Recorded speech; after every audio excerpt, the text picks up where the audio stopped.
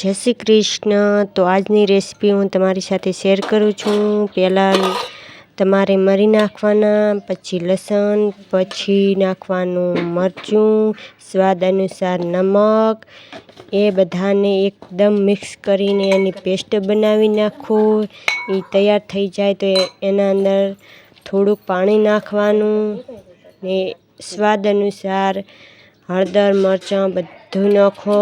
પછી તેલ નાખો, એના ચડાવવા મૂકો ગેસ પર।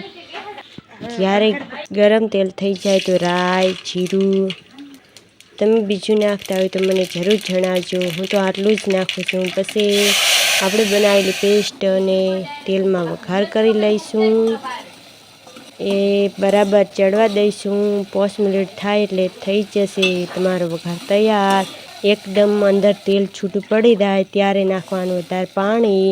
પછી એને 2 મિનિટ હાટું ઉકળવા દેવાનું। પછી તમારે નાખી દેવાના પાપડ। એકદમ ટેસ્ટી ને લાજવાબ શાક થાય છે।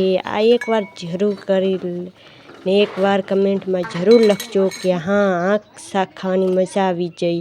તમે કયા પાપડનું શાક બનાવો છો એ કમેન્ટમાં જરૂર જણાવજો। Please like subscribe. જય શ્રી કૃષ્ણ।